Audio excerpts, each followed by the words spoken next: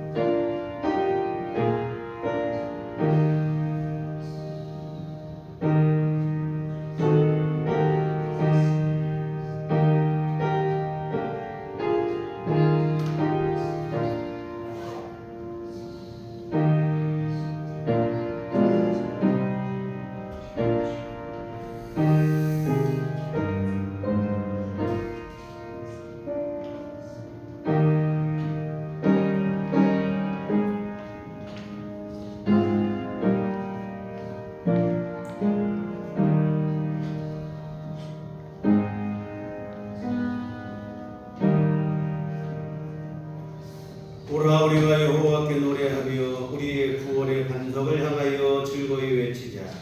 우리가 감사함으로 그 앞에 나아가며 시를 지어 즐거이 그를 노래하자. 여호와는 크신 하나님이시요 모든 신들보다 크신 왕이시기 때문이로다. 아멘. 우리 다같이 자리에 일어나셔서 찬송가 14장 찬송하시겠습니다.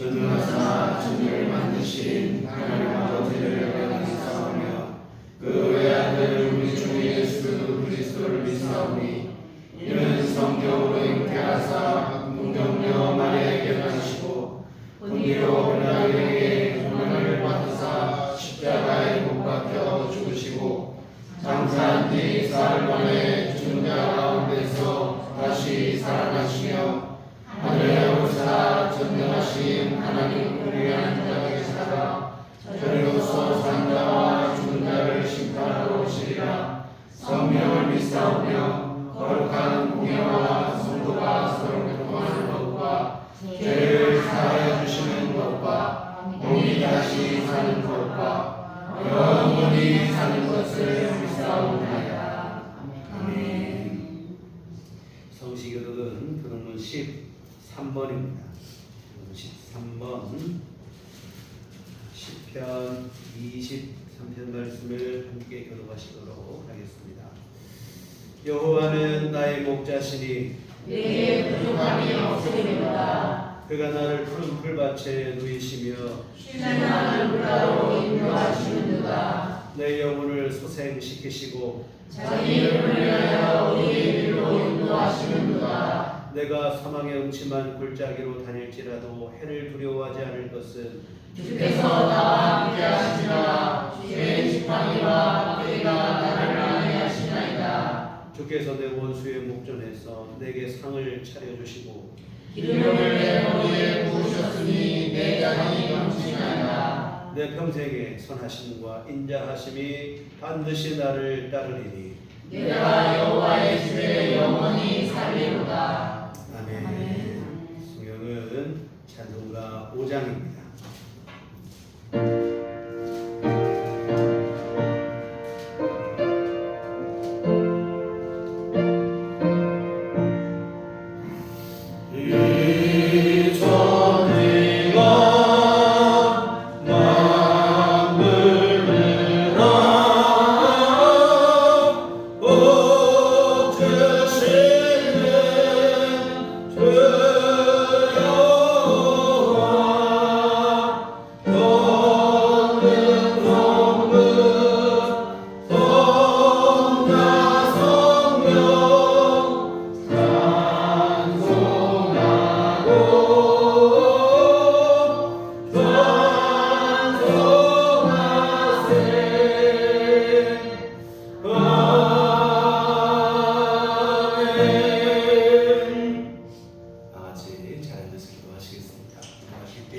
인내의 목사님 해주시겠습니다.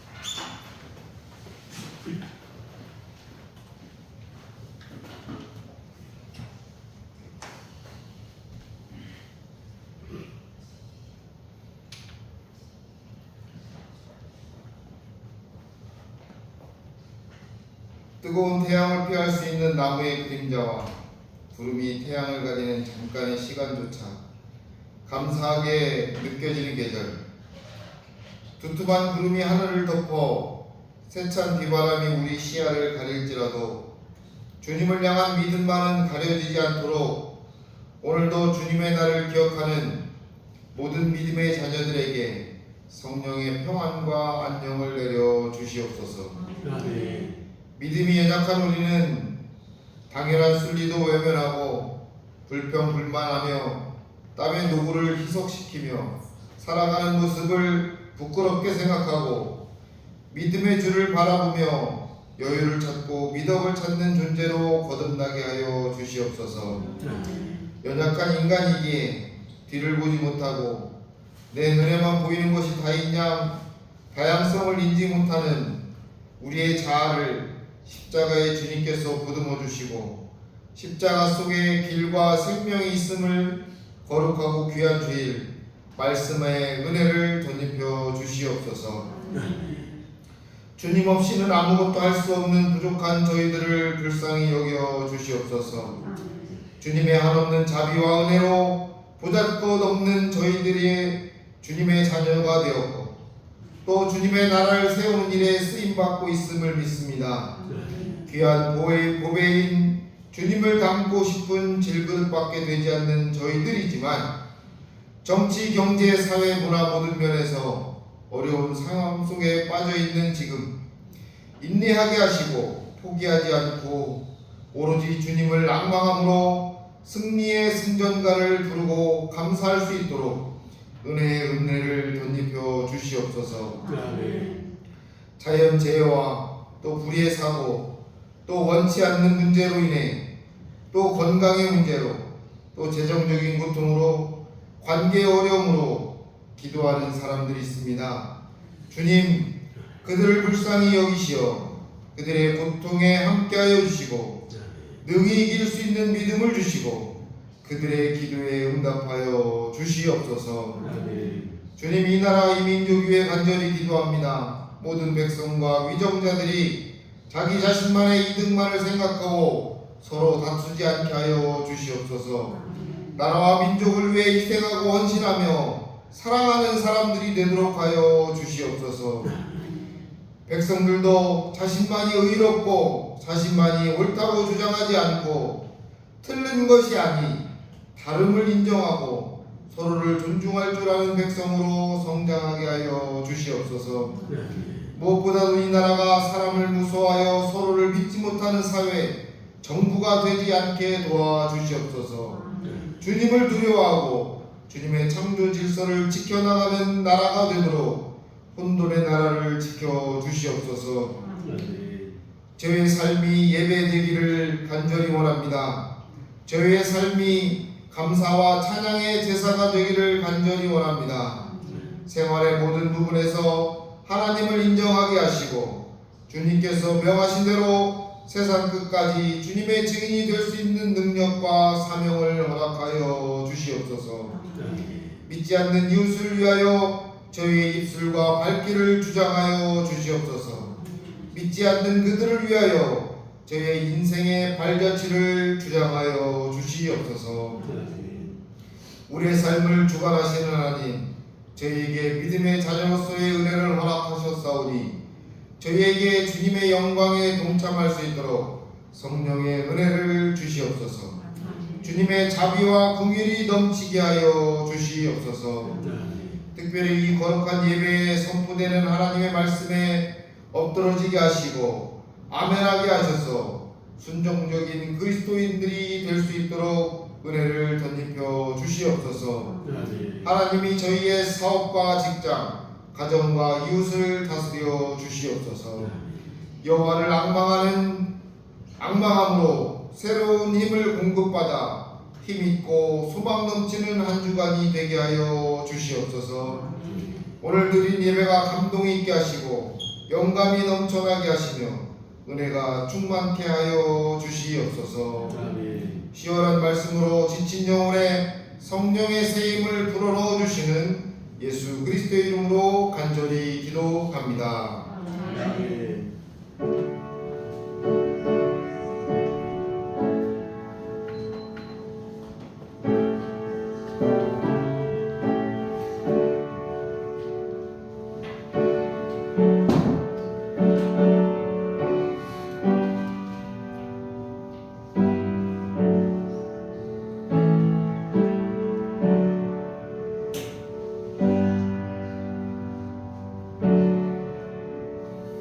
거듭하시는 기도하시겠습니다. 하늘에 계신 우리 아버지여, 이름이 거룩히 여기를 받으시오며 나라의 마옵시며 뜻이 하늘에서 이루어진 같이 땅에서도 이루어지이다. 오늘날 우리에게 일용할 양식을 주옵시고 우리가 우리에게 죄 지은 자를 사하여 준 것 같이 우리 죄를 사하여 주옵시고 우리를 시험에 들게 하지 마옵시고 하나님께서 구하옵소서. 내게 나라와 권세와 영광이 아버지께 영원히 있사옵나이다. 아멘. 이 시간 우리에게 주신 하나님 말씀 구약성경 사무엘하 24장 18절에서 25절까지 말씀 함께 보시도록 하겠습니다. 사무엘하 24장 18절부터 마지막 25절까지입니다. 같이 한 목소리를 합독하시도록 하겠습니다. 이날에 다시 다윗에게 이르러 그에게 하려되 올라가서 여부스 사람 아람나의 타잔만 향해서 여호와를 위하여 제단을 쌓으소서 하며 다윗이 여호와께서 명령하신 바 갓의 말대로 올라가니라. 아람나가 바라보다가 왕과 그의 부하들이 자기를 향하여 건너옴을 보고 나가서 왕 앞에서 얼굴을 땅에 대고 절하며 이르되 어찌하여 내 주 왕께서 종에게 임하시나이까 하니 다윗이 이르되 내게서 타작마당을 사서 여호와께 제단을 쌓아 백성에게 내리는 재앙을 그치게 하려 함이라. 아람나가 다윗에게 하되 원하건대 내 주 왕은 좋게 여기시는 대로 취하여 드리소서. 번제에 대하여는 소가 있고 뗄나무에 대하여는 마당그냐는 도구와 소의 멍에가 있나이다. 왕이여 하라오라가 이것을 다 왕께 드리나이다 하고 또 왕께 하되 왕의 하나님 여호와께서 왕을 기쁘게 받으시기를 원하나이다. 왕이 아라우나에게 이르되 그렇지 아니하다. 내가 값을 주고 내게서 사리라. 값없이는 내 하나님 여호와께 번제를 드리지 아니하리라 하고 다윗이 은 50세겔로 타작마당과 소를 사고 그곳에서 여호와를 위하여 제단을 쌓고 번제와 화목제를 드렸더니 이에 여호와께서 그 땅을 위한 기도를 들으시매 이스라엘에게 내리는 재앙이 그쳤더라. 아멘. 우리 주님의 은총과 평강이 교회 여러분과 함께 하시기를 기원합니다. 이 어르신 성도님들 앞에서 제가 할 소리는 아니지만 제가 점점 나이가 들다 보니까 자꾸 뭔가를 까먹고 잊어버리는 일이 잦아지는 것 같습니다. 잘 간수한다고 신경 써서 둔 물건을 어디다 뒀는지 까먹기도 하고, 이 설교문을 작성할 때는 머리에만 맴돌지 단어가 떠오르지 않아서 애를 먹기도 하고 그렇습니다. 심지어 지난 어떤 일들에 대해서는 관련된 사람이 소상하게 설명을 해줘도 아예 기억조차 못하는 그런 일도 있을 때가 있어요. 이 나이를 먹긴 먹는가 싶은 생각이 드는데요. 그런데 여러분, 이러한 일을 너무 슬퍼할 일도 없는 것 같아요. 이 망각이라고 하는 것은 사실은 인간에게 주어진 귀한 선물이며 은혜입니다. 이 망각이 무슨 은혜인가 싶겠지만 망각하는 게 없다고 생각을 해보세요. 우리가 눈으로 보고 귀로 들은 모든 것을 절대로 잊어버리지 않고 다 기억한다고 하면 이거보다 피곤한 일이 없을 거라 이 말입니다. 특히 여러분, 안 좋은 기억, 잊고픈 일들을 평생 잊지 못한다면 고역도 이런 고역이 없죠. 세월의 흐름과 함께 아프고 슬프고 괴로운 기억들이 자연스럽게 잊어진다는 것이 이게 얼마나 귀한 은혜인지 모릅니다. 이 세월의 흐름과 함께 잊어버린다는 것은 우리에게 어찌 보면 선물이죠. 이 망각이라고 하는 것은 분명 어찌 보면 인간의 불완전성입니다. 우리가 완전하지 못하니까 잊어버리죠. 분명 인간의 불완전성이긴 합니다만 어떤 면에서는 완전성보다 오히려 더 귀한 은혜로 작용할 때가 많이 있습니다. 이와 같은 망각이라고 하는 기억의 완충작용 덕분에 우리가 복잡한 세상 속에서 수많은 사건과 얽혀 살아가지만 그래도 숨막히지 않고 숨쉬고 이렇게 살아갈 수 있는 것 같아요. 이 저런 망각이 주는 유익이 있습니다. 그러나 이 망각이 유익이긴 하지만 어떤 것은 우리가 잊어서는 안 되는 것들도 있어요. 이 망각이 단점으로 작용하는 일도 있는데 언제냐면 바로 하나님의 은총, 사랑입니다. 하나님께서 우리에게 부르신 은총과 사랑만큼은 절대로 잊어서는 안 돼요. 하나님의 은혜와 사랑을 잊어버리는 순간 그 자체로 우리에게 화가 되어집니다. 근데 문제는 인간이 참 얼마나 어리석은지 잊어서는 안 되는 은혜와 사랑을 쉽게 잊어버린다고 하는 사실입니다. 잊어야 될 것은 오히려 잘 기억할 때가 있는데 오히려 잊으면 안 되는 것을 잘 잊어버리는 이런 연약함 속에 우리가 살아가는데 오늘 본문의 다윗을 보세요. 망각하는 것입니다. 하나님께서 베풀어 주신 은총을 잊어버리는 거예요. 결국 그러다 보니까 벌어지는 게 뭐냐면 또 죄를 짓고 실수를 반복하게 되는 겁니다. 우리가 지난 시간까지 살펴본 내용을 한번 생각해 보세요. 다윗이 우리야 장군의 아내를 범한 일로 인해서 얼마나 오랜 시간을 힘들게 보내는지 몰라요. 물론 죄는 하나님으로부터 용서를 받았지요. 그러나 죄에 따른 하나님의 징계는 상상 이상으로 무서웠습니다. 다윗의 가족 안에 심상치 않은 일들이 연거푸 발생을 합니다. 급기야는 아버지와 아들이 서로 죽고 죽이는 반역의 일까지 일어나게 되었습니다. 그 반역이 지났던 후에도 문제는 여전하여 꼬리에 꼬리를 물고 계속 발생을 했습니다. 나름 잘 해결해 보려고 노력을 하는데도 불구하고 오히려 그럴수록에 얽힌 실타래처럼 더 복잡해지기만 하는 거예요. 도무지 문제가 해결될 기미가 보이질 않았습니다. 이와 같은 다윗은 이 힘든 시간을 통해서 깨닫는 게 있어요. 뭘 깨닫겠습니까? 죄가 얼마나 무서운지, 죄라는 게 얼마나 무서운지를 절실하게 깨닫죠. 진짜 우리 흔히 하는 말 말처럼 뜨거운 맛을 본 거예요. 또한 동시에 뭘 깨닫게 되냐면 하나님께서 베풀어 주시는 용서의 은혜가 얼마나 귀하고 감사한 것인지를 알게 되는 거예요. 용서가 없었다면 이보다 더한 고통을 영원히 받아야 되는데 하나님께서 긍휼과 자비를 베풀어 주시어서 용서해 주신 것입니다. 너무 감사하죠. 이와 같은 죄가 무서운지도 알고 또 용서의 은혜가 얼마나 귀한지도 분명하게 알게 되는 것입니다.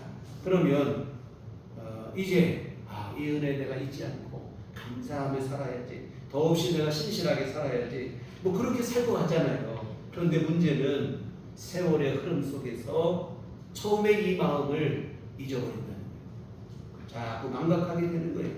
평생 잊지 않고 살 것만 같았는데 그러지를 못해요. 시간의 흐름 속에서 마음이 느슨해지는 것입니다. 결국 하나님의 은혜도 잊어버리고 죄가 얼마나 무서운지도 잊어버리는 거예요. 결국 범죄와 실수를 또다시 반복하게 되어지는데요. 오늘 본문이 바로 그런 얘기입니다. 다윗이 밧세바를 범한 일 외에 또 다른 실수에 대한 이야기인데 내용이 뭐냐면 인구조사입니다. 근데 우리가 생각할 때 어떤 생각하면 한 나라의 지도자로서 인구조사하는 게 뭐 문제가 되겠는가 싶은데요. 물론 그렇죠. 인구조사 자체로는 문제가 될 것이 없어요. 민수기에도 보시면 출애굽할 때도 인구조사한 일에 대한 기록이 있습니다. 인구조사 자체로는 뭐 문제가 될 게 없죠. 다만 본문에 나오는 인구조사가 문제가 된 것은 그 인구조사를 실시한 동기가 다윗의 교만에서 비롯되었다고 하는 그 때문입니다. 인구조사를 실시한 자체가 문제가 되었다기보다는 다윗의 마음속에 또아리를 틀고 있는 교만, 이 교만이 문제가 되어진 것이죠. 오늘 본문의 상황은 이렇습니다.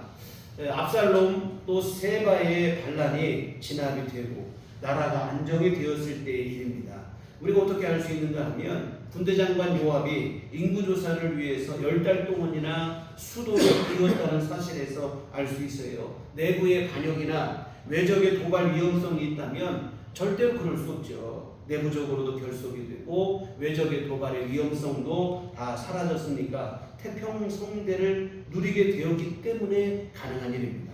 이와 같은 연거푸 일어난 반역으로 인해 혼란이 있었지만 이 모든 것이 정리가 되고 안정이 되어진 때입니다. 얼마나 감사합니까? 지난 시간까지 살펴보신 내용들을 생각해 보세요. 우리 지난주에 보신 내용 보면 제3자 입장에서 간접적으로 살펴보는 것만으로도 참 피곤한 일입니다. 일이 꼬여도 어떻게 이렇게 꼬일 수 있나? 해결될 것 같으면 또 꼬이고 또 꼬이고 그러잖아요. 이런 힘든 시간을 통과하고 이제야 진정으로 평안을 얻고 안정을 얻으세요. 더없이 감사한 일이죠. 근데 안타깝게도 이 순간에 다윗의 마음에 찾아온 것은 감사가 아니라 오히려 교만이었다고 하는 사실입니다. 물론 처음부터 그런 마음은 아니었겠지요. 처음에는 왜 감사한 마음이 없겠습니까? 하나님의 은혜 너무 감사하죠. 그런데 아까도 말씀드린 것처럼 세월의 흐름 속에서 처음에 그 감사함은 점점 잊어지는 거예요. 감사는 잊어버리고 교만한 마음을 품게 됩니다.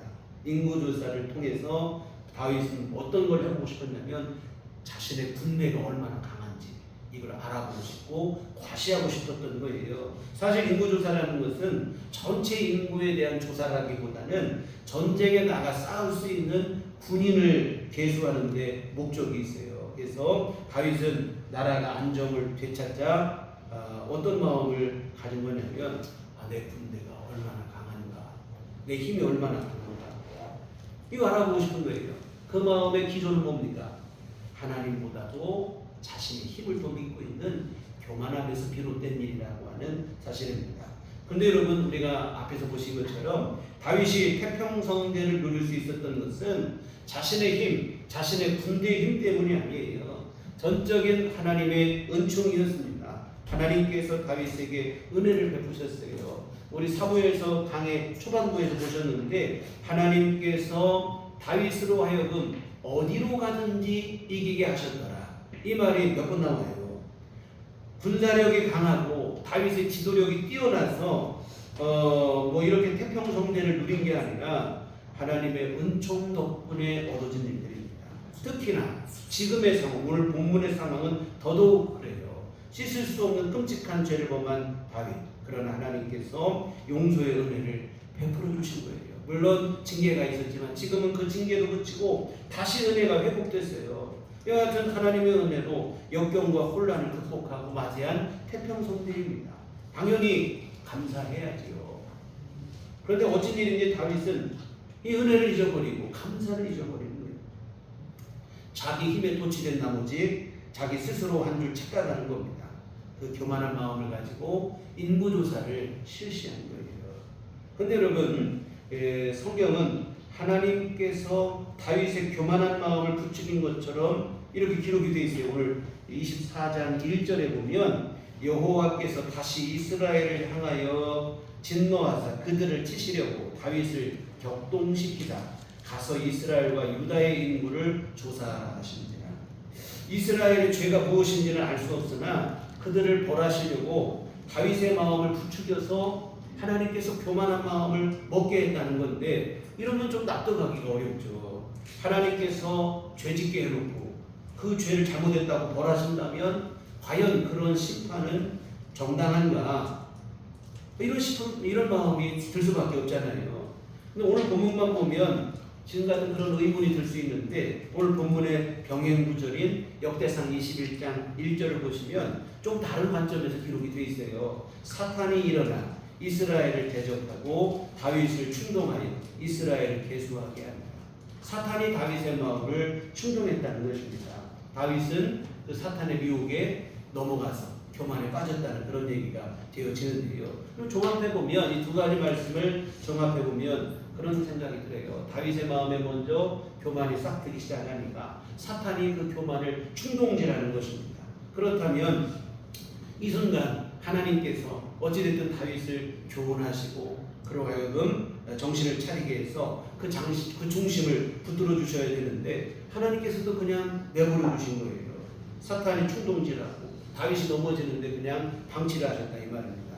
다윗과 이스라엘을 벌하실 일이 있어서 죄 가운데 방치하게 빠지게 방치했다. 이런 의미가 되어지겠는데요. 여하튼 오늘의 상황은 하나님께서 죄짓게 한 건 아니고요. 다윗의 교만한 마음에 사탄이 불을 질렀고 다윗은 그 교만한 마음을 통제하지 못해서 넘어져서 인구조사를 실시했다. 이렇게 보시면 될 것 같아요. 그런데 하여튼 이 일이 하나님 앞에 얼마나 죄가 되는 일인지는 누구나 다 아는 일이었어요. 오늘 본문을 보시면 다윗이 요압에게 인구조사를 실시할 것을 명령하자 요압이 뭐라고 말하냐면 24장 3절에 보면 요압이 왕께 하려되 이 백성이 얼마든지 왕의 하나님 여호와께서 100배나 더하게 하사 내 주 왕의 눈으로 보게 하시기 원하나이다. 그런데 내 주 왕은 어찌하여 이런 일을 기뻐하시나이까. 요압도 왜 인구조사를 하려고 합니까? 왜 교만한 마음 없습니까? 이런 얘기예요. 사실 요압이 우리가 앞에서 보신 것처럼 그렇게 대단히 신실한 사람 아니잖아요. 난폭하고 아주 잔인한 사람이에요. 근데 이런 요압도 인구조사가 하나님 앞에 교만이 되고 죄가 된다는 것을 알고 있어요. 그런데 어쩐 일인지 다윗만 모르는 거예요. 요압의 이런 말규에도 불구하고 인구조사를 강행합니다. 여러분, 교만이라는 게 참 무섭습니다. 나도 모르게 우리 안에 일어나게 되고 이 교만이 언젠가는 우리를 사로잡게 되고, 참 우리가 하나님 앞에 감사를 고백하며 날마다 겸손한 마음을 새롭게 하지 않으면 언제 어떻게 교만이 무너질지 몰라요. 여러분, 지난주 드린 말씀처럼 하나님의 은혜로 사는 인생이라는 사실을 날마다 우리 스스로에게 주지시키셔야 돼요. 명심하고 또 명심을 하셔야 됩니다. 교만한 마음은 추호라도 우리가 용납하지 않아야 됩니다. 여하튼 다윗이 이 교만에 넘어지는 거예요. 인구조사를 강행합니다. 한 10달 동안 인구조사를 실시했는데 과연 다윗의 군대가 규모가 대단해요. 9절을 보시면 요압이 백성의 수를 왕께 보고하니 곧 이스라엘에서 칼을 빼는 담대한 자가 80만 명이요 유다 사람이 50만 명이었더라. 130만 명이라 이 말이에요. 이 대단한 규모죠. 사실 출애굽 당시 이스라엘 군대의 규모는 얼마였냐면 60만 명이었어요. 그런데 지금 다윗 왕 때에는 배 이상으로 규모가 확대가 됐습니다. 여러분 오늘 본문은 기원전 1000년경의 역사입니다. 그런데 이때 이미 군사가 130만 명이나 되는 나라가 됐다 이 말이에요. 엄청난 규모예요. 여러분 군인은 20세 이상의 장정을 의미하는데 20세 이상의 장정의 숫자가 130만 명이면 국민 전체의 숫자는 아무리 작아도 600만 명 이상이었을 것이다. 이렇게 생각을 합니다. 이와 같은 다윗이 이런 인구조사를 하고 보고를 받고 나니까 결과가 얼마나 흡족하겠습니까? 내 군대가 이렇게 많단 말이지 이런 생각이 들 거예요. 그런데 여러분 다윗의 기쁨은 오래가지 못해요. 10절에 보면 다윗이 백성을 조사한 후에 그의 마음에 자책하고 다윗이 여호와께 아뢰되 내가 이 일을 행함으로 큰 죄를 범하였나이다. 여호와의 의지에 간구하옵나니 종의 죄를 사하여 주옵소서. 내가 심히 미련하게 행하였나이다 아니라 내가 미련해서 이런 짓을 했다. 자신의 미련함을 깨달은 거예요. 참 진작에 깨달았으면 얼마나 좋겠습니까만 이미 엎질러진 물이에요. 죄를 저지른 후에 뒤늦게 깨달았으니 참 이게 아쉬울 따름이죠. 결국 이 죄에 따른 하나님의 징계가 내려질 수밖에 없는데 하나님께서는 선지자 갓을 통하여 다윗의 범죄에 대해서 징계를 내리시는데 세 가지 중에 한 가지를 선택하라고 하십니다. 뭐냐면 7년 동안 기근이 들 것이냐, 3개월 동안 대적에게 쫓길 것이냐, 아니면 3일 동안 온 나라에 전염병이 돌 것이냐. 어느 것도 다 이게 쉬운 일은 아니죠. 다 이게 얼마나 많은 사람이 힘들고 고생하는 일입니까? 그런데 이 다윗은 그 세 가지 중에 제일 짧은 3일 동안 전염병이 도는 이 일을 선택을 합니다. 그리하여 이스라엘 땅에 전염병이 내리게 되는데 이 전염병으로 인해서 7만 명의 사람이 죽어나가는 거예요. 15절 말씀 보시면 이에 여호와께서 그 아침부터 정하신 때까지 전염병을 이스라엘에게 내리시니 단에서부터 부엘세바까지 백성이 죽은 자가 7만 명이다. 참 끔찍한 일이죠. 7만 명의 사람이 일시에 죽어나갔다고 하면 이거 그냥 온 나라가 초상집되는 거예요. 이 끔찍한 일인데요. 여러분 우리가 깨달을 게 있습니다. 하나님보다도 내가 더 믿고 의지하는 것이 있다면 하나님께서 그것이 얼마나 무익한 일인지를 분명하게 깨닫게 해주시니 어떻게 깨닫게 하시느냐? 내가 귀중히 여기는 것을 빼앗으심으로 깨닫게 하시는 거예요. 여러분 군사력을 믿고 내 국민이 얼마나 많은가를 믿고 그것 때문에 교만한 마음 먹었더니 하나님께서 치시니까 7만 명이 죽어나가는 거예요. 군사가 많은 것 가지고 교만할 게 없다 이 말입니다. 하나님께서 마음만 먹으면 한순간에도 다 빼앗아 가실 수 있다 하는 얘기입니다.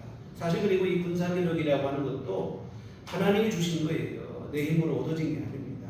여러분 연약한 게 인생이에요. 믿을 게 없습니다.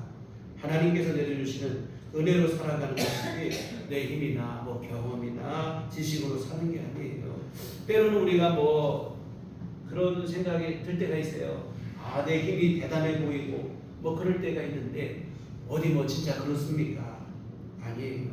만유의 주가 되시는 하나님 앞에 티끌만도 못한 존재입니다. 하나님보다도 더 크게 보이는 게 있다면 그게 바로 사탄의 미끼입니다. 내가 그것을 무는 날에 화가 임하게 되는 거예요. 여러분 내가 돈이 좀 있다고 돈 자랑하고 믿을 것도 없어요. 건강이 있다고 건강 자랑하고 믿을 것도 없고 내가 권세를 가지고 있다고 인기를 가지고 있다고 그거 자랑하고 믿을 것도 없어요. 우리가 진짜로 끝까지 믿고 의지할 것은 오직 하나님뿐인 줄 믿습니다.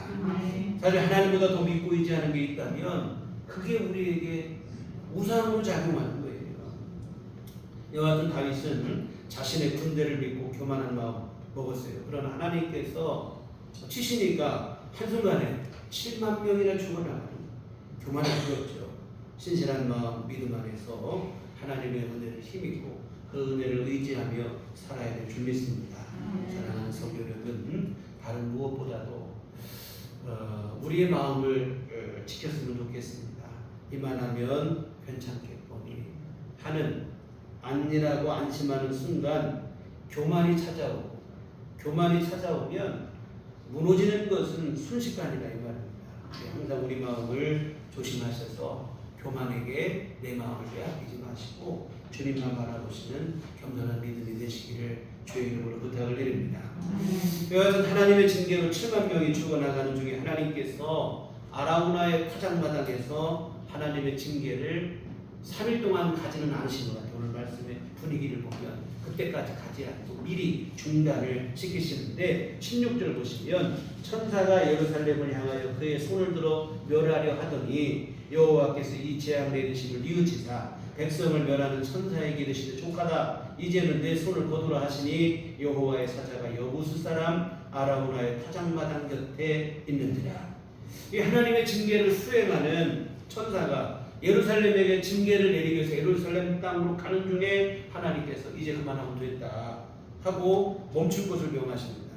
어디에서 멈췄냐면 아라우나의 타작마당에서 징계가 멈추게 되어지는데요. 여하튼 하나님의 징계가 이 순간 끝까지 가지는 않고 하나님의 징계가 멈추게 되어지고 그리고 하나님은 그 징계가 멈춘 자리 이 아라우나의 타작마당에서 다윗에게 회개의 표시로 번제를 드릴 것을 명하십니다. 그래서 다윗이 하나님의 명을 받들어 번제를 드리려고 이 징계가 멈춘 자리 아라우나의 타작마당으로 갑니다. 했더니 아라우나가 바라보다가 보니까 다윗 왕과 무리들이 오는 것을 봐요. 얼른 다윗 왕 앞에 엎드려 절을 하며 어쩐 일로 여기까지 오시느냐고 물어요. 그랬더니 다윗이 하는 말이 내가 하나님 앞에 제단을 쌓아 백성들에게 내리는 재앙을 그치기 위해서 여기 왔다. 이런 얘기를 합니다. 그러자 아라우나가 뭐라고 하냐면 오래 한번 보신 말씀 22절 보시겠습니다.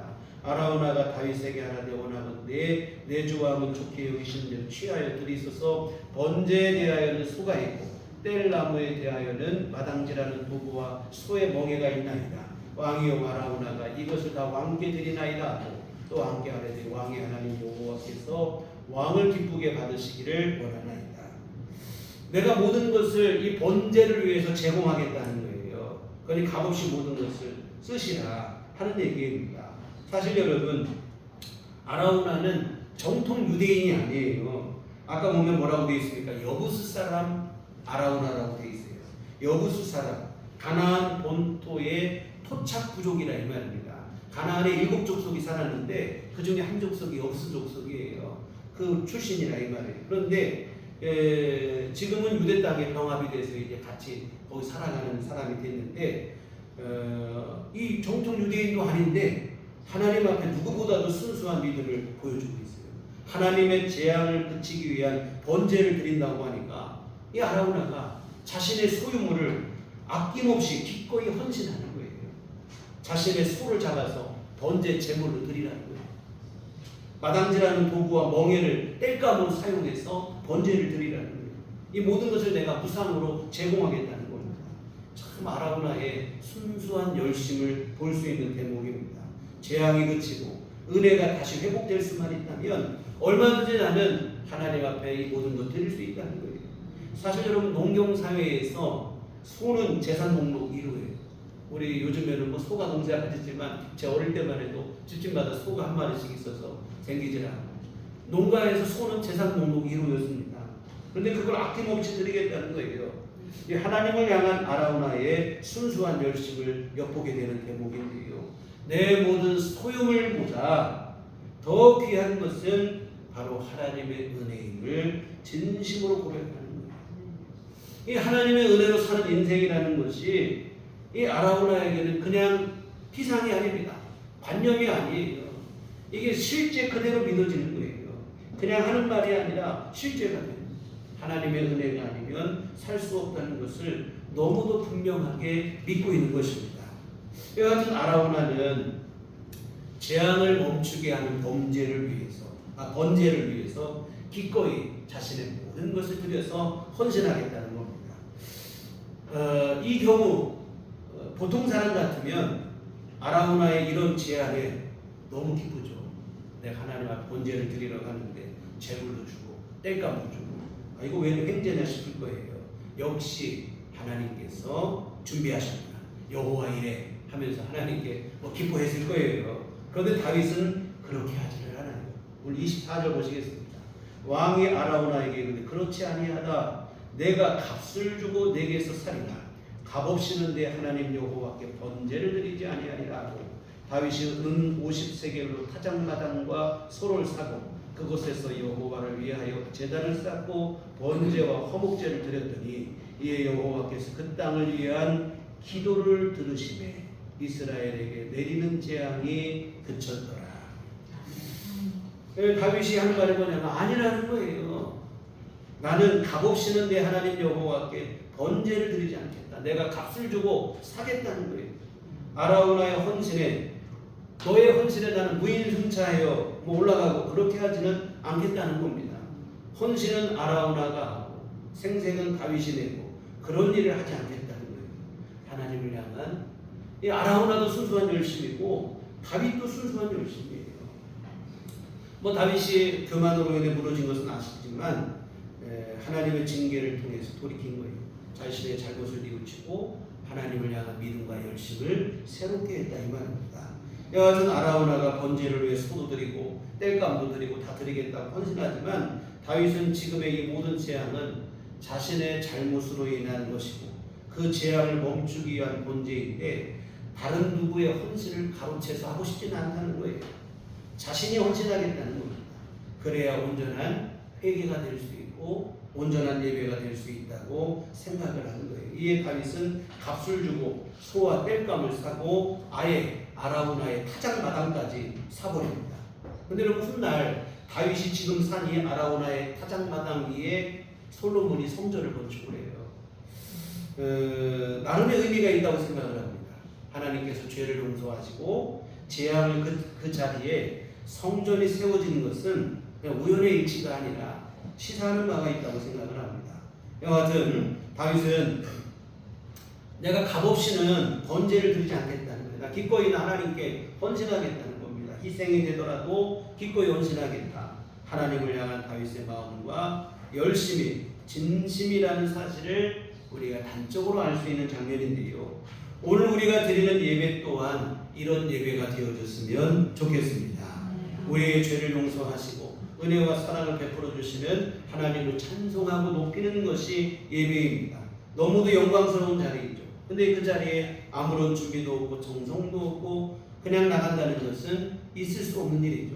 그냥 아무 생각 없이 아무 부담 없이 드려지는 예배로는 하나님을 감동시킬 수 없고 하나님 앞에 의미를 갖기가 어렵습니다. 그래서 우리가 여러분 예배를 1시간 드렸다고 해서 다 된 게 아니에요.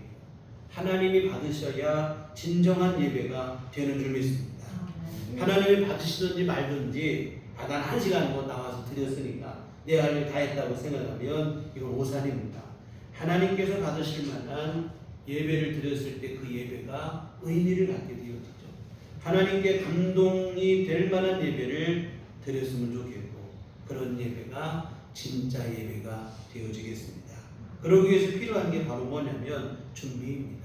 예배를 잘 준비해서 드려야 되겠죠. 물론 오늘 본문이 뭐 다윗이 비용을 지불하여 헌신하는 것에만 너무 중점을 둬서 헌금 준비하는 것만 생각하시면 뭐 그렇게 생각하기 쉬운데 그렇지는 않아요. 헌금은 물론이거니와 우리의 온 마음과 정성을 다하는 게 필요합니다.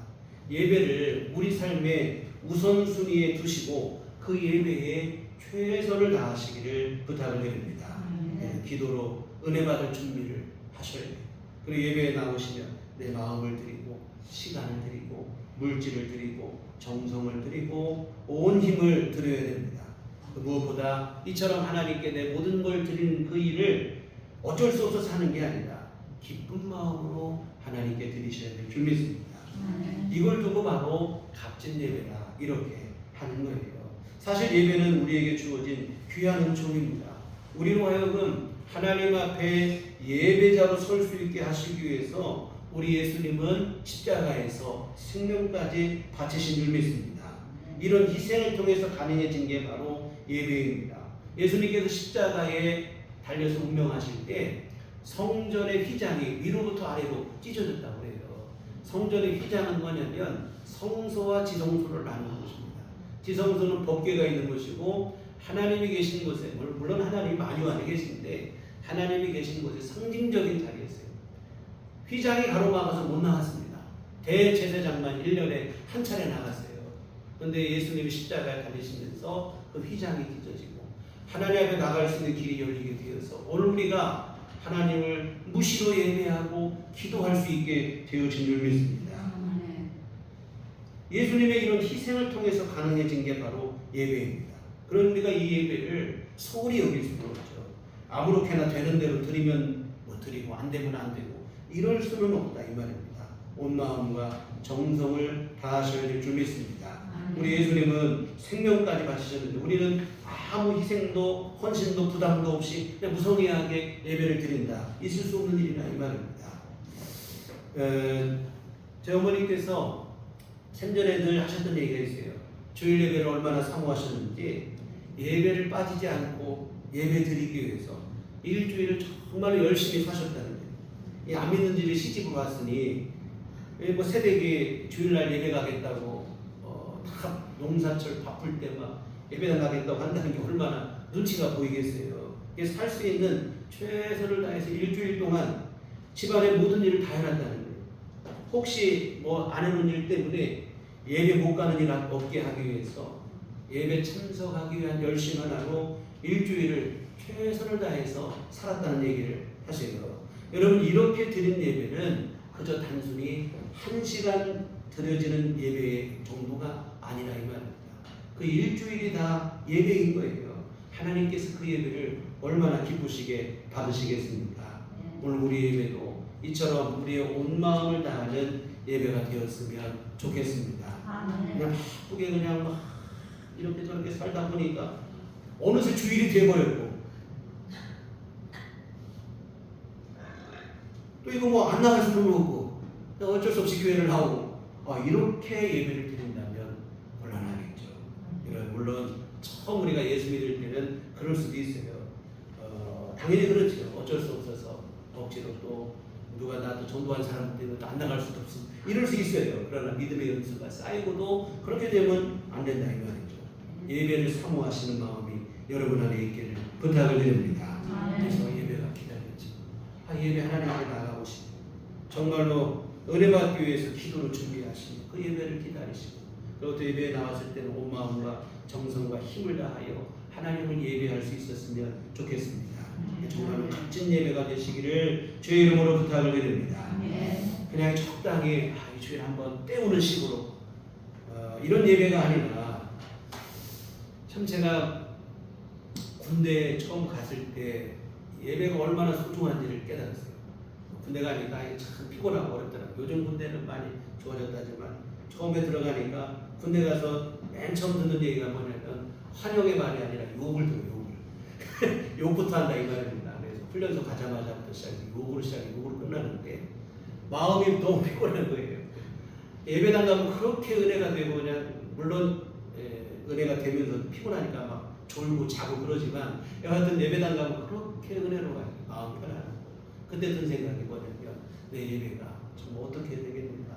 내 생애 처음 예배와 같은 감격이 오늘 이 예배가 내 생애 마지막 예배와 같은 그 간절함을 갖고 내가 예배를 드려야겠다. 그런 생각을 했습니다. 정말 그런 예배 생활이 되시기를 부탁을 드립니다. 다윗은 값없이 예배드리지 않겠다고 했어요. 모든 것이 준비된 가운데 얼마든지 아무런 부담 없이 드릴 수 있는 예배였으나 다윗은 자원하여서 희생하고 헌신했습니다. 할 수 있는 온 힘을 다하여 하나님께 값진 예배를 드린 것입니다. 사랑하는 성도 여러분, 오늘 우리의 예배 생활을 한번 점검해보고 돌아봤으면 좋겠습니다. 나는 과연 예배를 얼마나 사모하고 있는가? 또 예배에 참여할 때 나는 예배에 최선을 다하고 있는가? 오늘 나의 예배에는 진심이 담겨 있는가?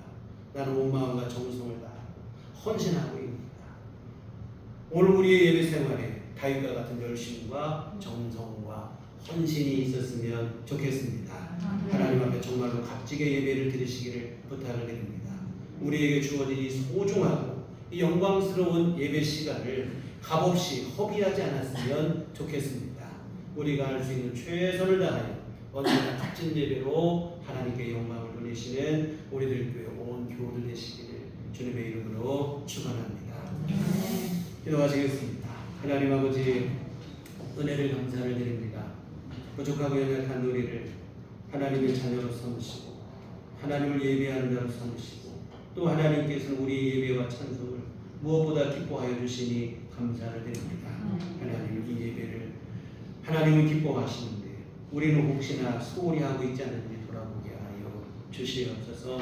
주님, 우리 예배에 열심히 있게 하시고 헌신이 있게 하여 주시옵시고 진심을 다하고 전심을 다하는 예배가 될 수 있도록 도와주시옵소서. 예수의 이름으로 기도했습니다. 아멘. 찬송가 270장, 찬송가 270장 찬송하시겠습니다.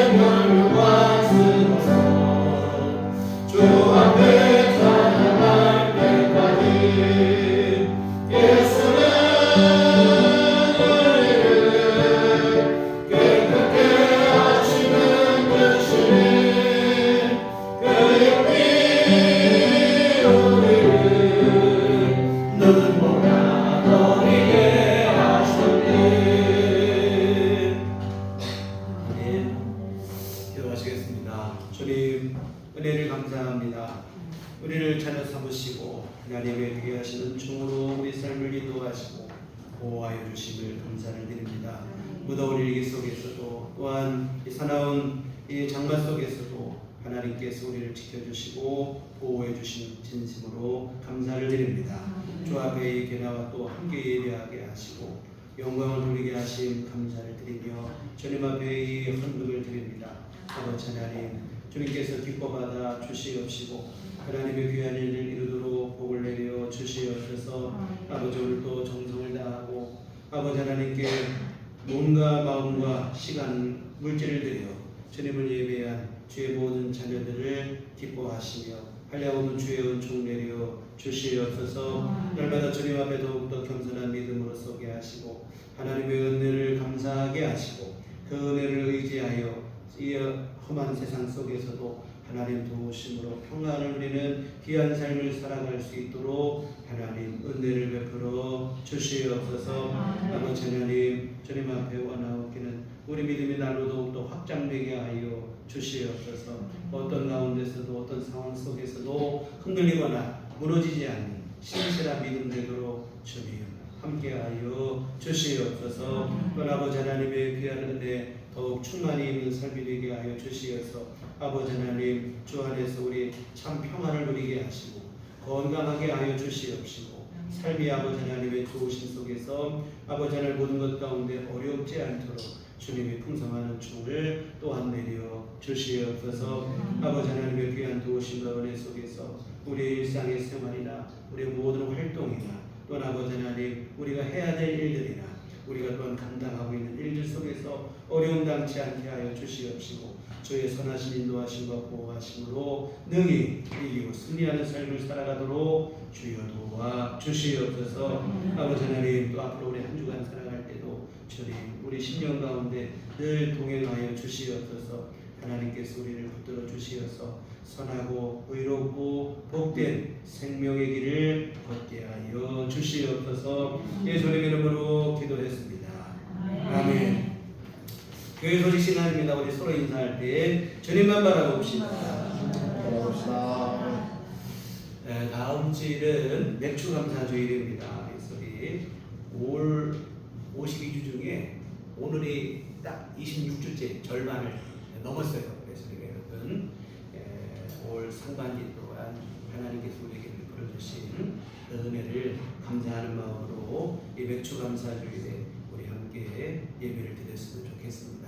뿐만 아니라 우리 아울러 계속 강구 말씀드린 것처럼 전도의 기회로 삼으시고 우리 이웃들을 초청하는 기회로 삼으셔서 하나님 앞에 드릴 수 있는 가장 귀한 추수의 열매는 전도의 열매인 줄 믿습니다. 이 전도의 귀한 열매를 함께 맺어가는 교회가 됐으면 좋겠습니다. 그리고 다음 주는 매월 첫 주 우리가 오후 예배를 드리고 선교 헌금을 드리는 주기도 합니다. 다음 주에는 예배를 드리고 맥주감사절 예배 드리고 오후에도 예배가 있음을 미리 안내를 드립니다. 교회 밖의 집회와 성경원 참여를 금하고 교회 중심으로 건전한 신앙생활 되시면 좋겠고요. 오늘도 처음 우리 교회를 방문해 주신 분이 계신데 너무 감사하고 환영합니다. 우리 함께 교회 신앙생활하기를 원하시는 등록해 주시면 함께 기도와 또 함께 사랑과 함께 돕도록 하겠습니다. 우리 다 같이 자리에 일어나셔서 평안을 너에게 주노라 서로를 축복하시며 찬양하시겠습니다.